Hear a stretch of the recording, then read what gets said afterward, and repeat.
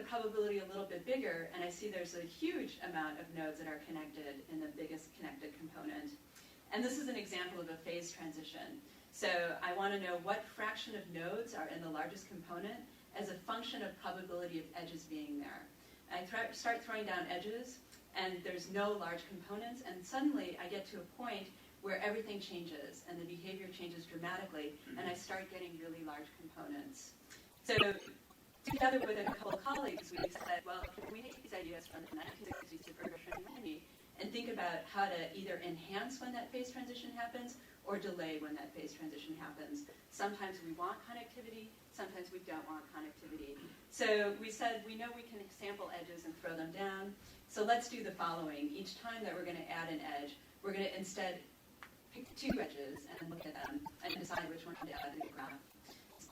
From thinking about petroleum engineering, so you want to percolate and have water flow through a porous medium. A lot of work on percolation.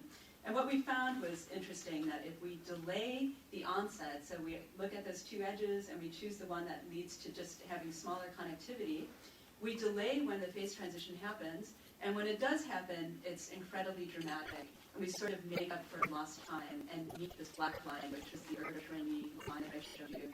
So it's a new phenomenon that hasn't been observed in this field. And we're now finding that there are actually several systems that have this type of behavior.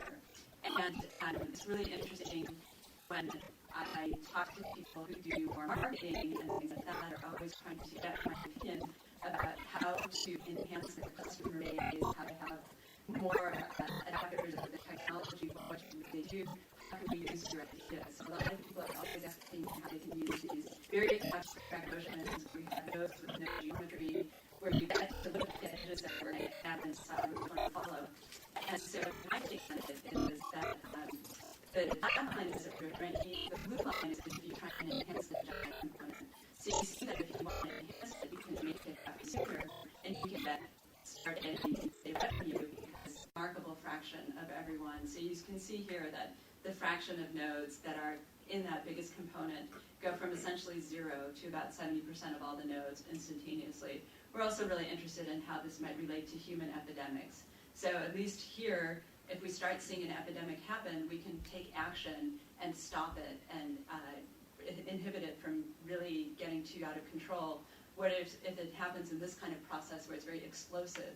We're not going to have any warning signals, and we're going to have to deal with a massive consequence of it. So we're trying to think about how to mitigate these things, what kinds of signals might show the occurrence of it.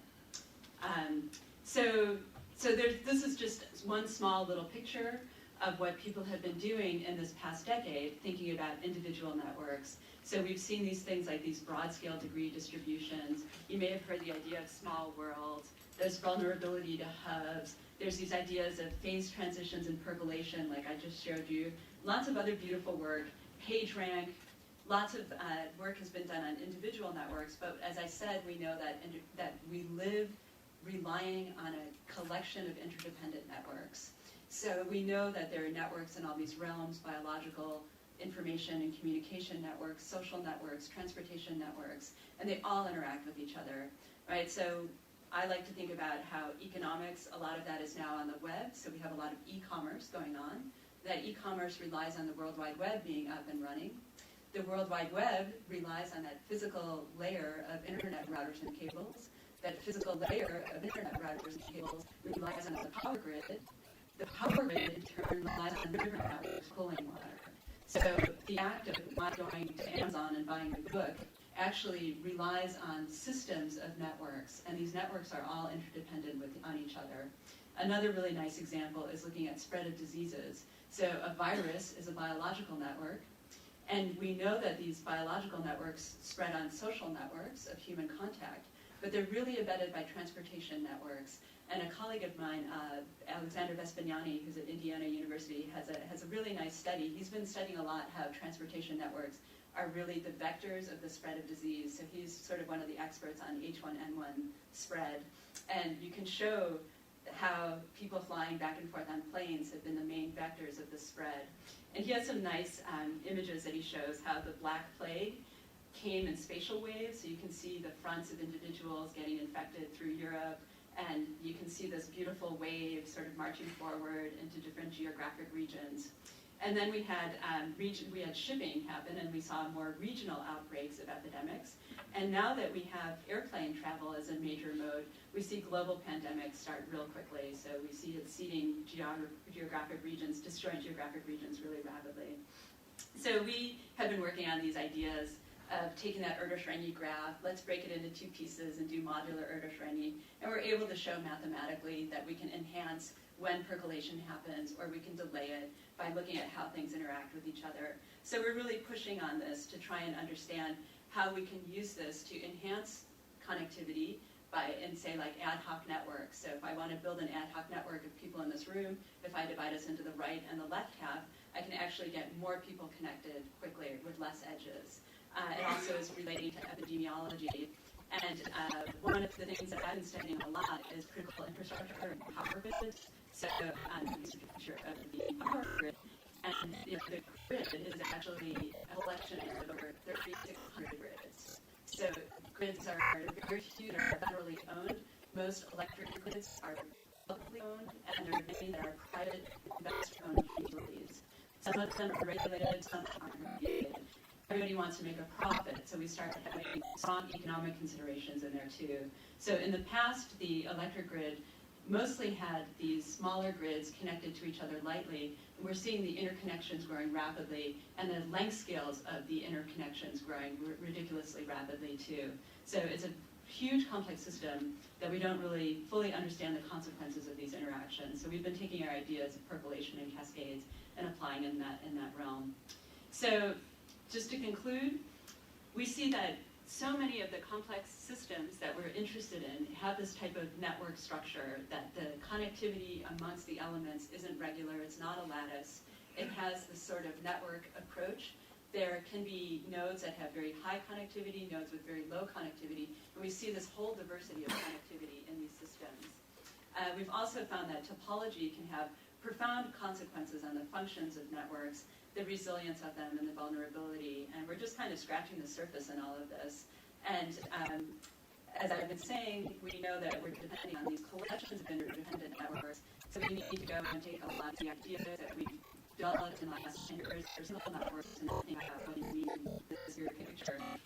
And finally, this idea that more is different. So we start adding edges, and we'll see radically different behavior in systems. So a lot of this math is sort of a toy model, but I feel like it helps us frame the possibilities. So we wouldn't even know to look for phase transitions if we didn't have these toy models that were sort of guiding us and helping us span out what the whole space is. So a lot of this work has actually come from researchers who are affiliated with the SFI. It's kind of been a nexus of network thinking over the last decade. Thanks for your attention.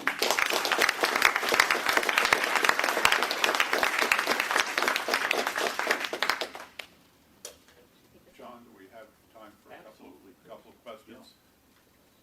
Questions, please, for Raisa. Yes. You mentioned phase transitions as a key point 3 times in your talk, beginning and then in the middle and then at the end. And in my limited understanding of what you said, which is fascinating, the example you gave in your recent research of the phase transition seems to me to be precise, but adjusted to the notion of selecting where to put a network edge, as you described. Mm-hmm. Can you say anything more about your belief about how you would construct the mathematics of this, or how the base, the connectivity matrix reflects on this, or perhaps how biology you would understand. And a lot of the questions people talk about is non-linear squares, who's like you back in the make me think there's more constructive to avoid that. It's a phase transition.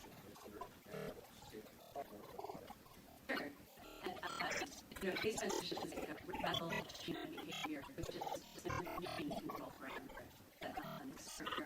And there are a lot of so one of the certainly matrix and how we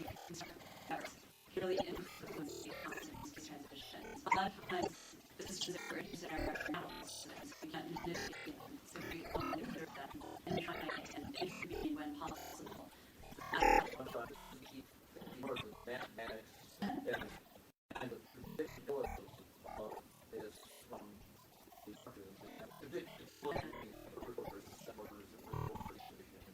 What do you understand about it? So we're kind of starting the infancy. So as you said, there are like these first order, second order phase transitions, and we're still sort of debating technically whether what I was showing you is a first or second order phase transition. And there's a lot of rich phenomena that's typically associated with second order phase transitions. So we see that things fluctuate a lot. So that's one of the keys of phase transitions, is that they have power laws associated with them. So as you get closer and closer to the transition point, you start seeing this tremendous range of fluctuations, and the fluctuations are on all scales.